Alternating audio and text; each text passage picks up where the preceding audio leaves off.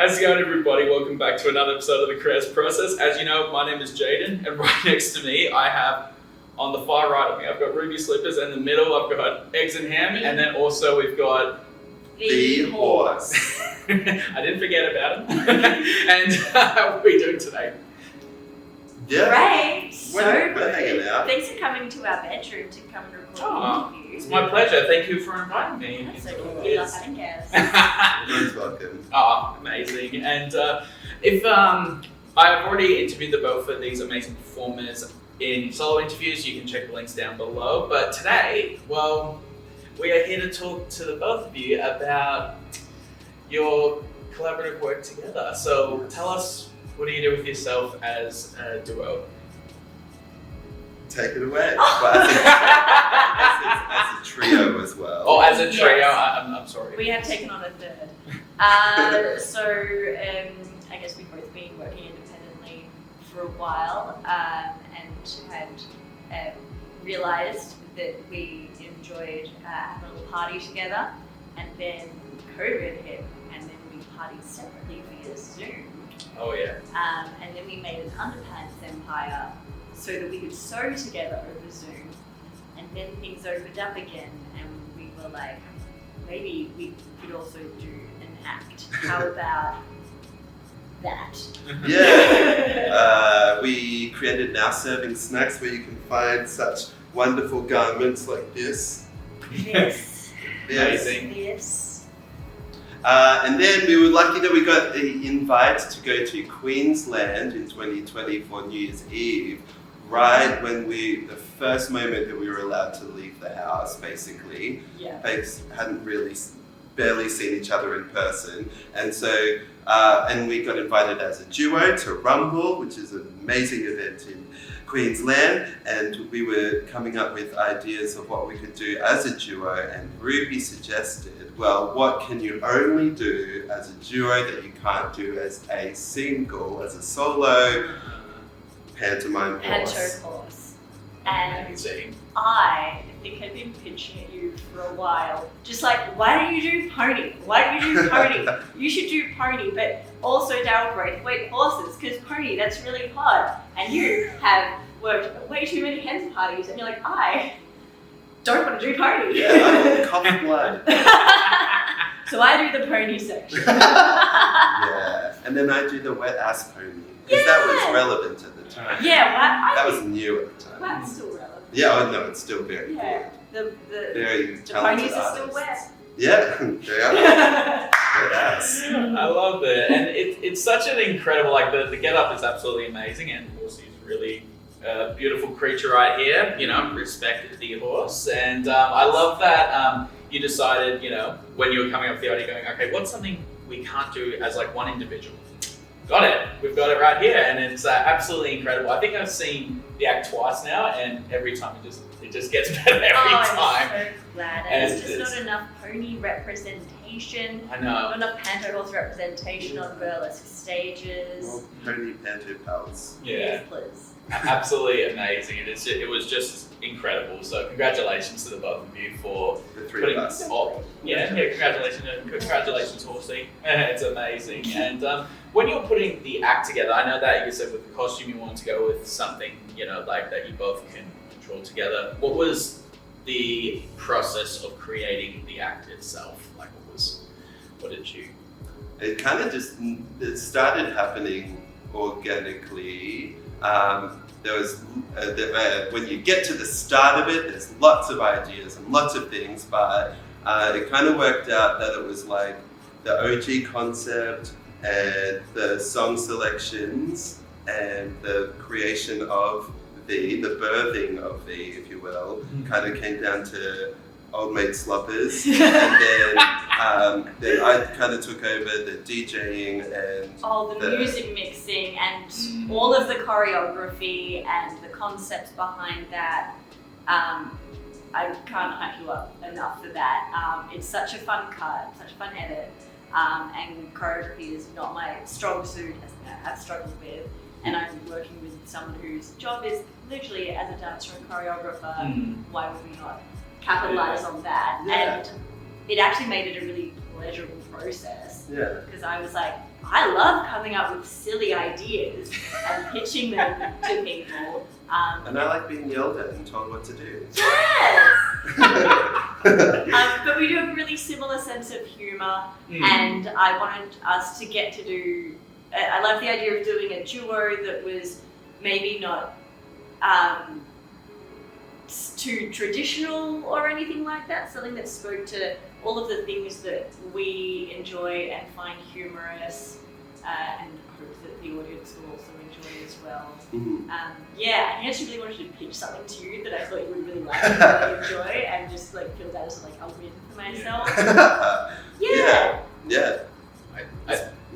I think it was really cool how like you both brought something to the table, like of with Ruby coming up with the idea, the concept, helping come up with the idea of the design for the costumes and all that, and then Egson with the choreography and the music and all that. It seems like you both put together your strong suits to combine this act together, so it's like you both contribute to creating and birthing this idea, which I think is pretty awesome. Yeah, so very happy to just sort of be like, hands off this section, and I'm like here to work with you, and you're going to take the lead on this, and that was great. Yeah, stay tuned for the next one. Maybe we'll do both of our weaknesses next. Yeah. Role reversal.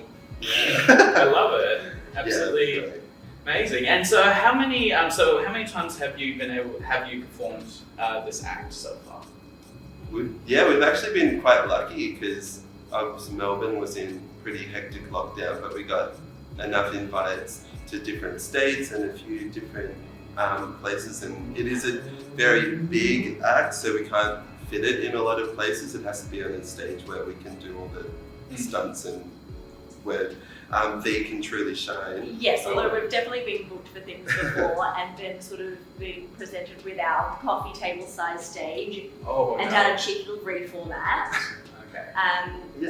But yeah, we've not performed it that many times. Like, True.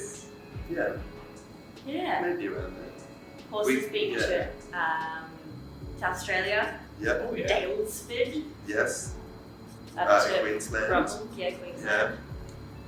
Melbourne was kind of the last place it actually went to. Yeah, we got to do the Melbourne International Comedy Festival. Yeah. Yeah. Yeah.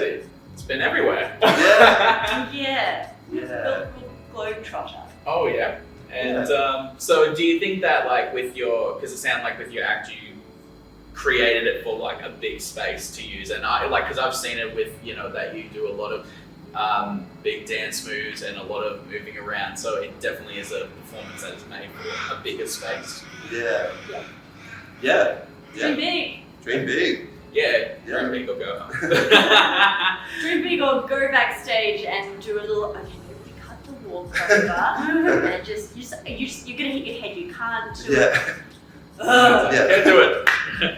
Amazing, absolutely incredible. And so I guess for people who are watching at home, in the next within August onwards, before this video will be out before August, what are some of can they catch this act performing somewhere around Australia, in Melbourne?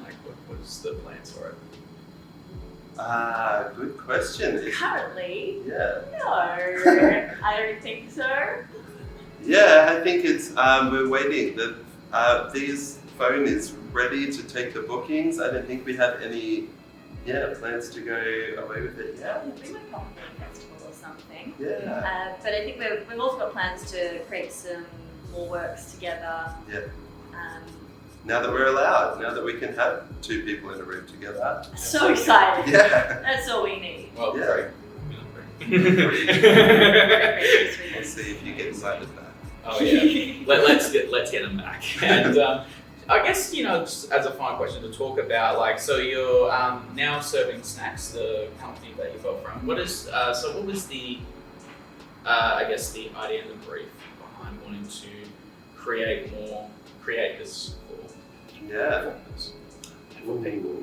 Yeah, that was created in 2020. We both had an interest in sewing, and I had got my overlocker for Christmas and had been using that, and we kind of just started sewing and making costumes together, and then when lockdown hit, we wanted to expand that and create that for other people. Yeah, I guess we were sort of experimenting with making things for ourselves, and because we were in the deep dark depths of lockdown, we would do little home photo shoots, and then friends would sort of engage and be like, "Hey, that's really cool. Where did you get that?"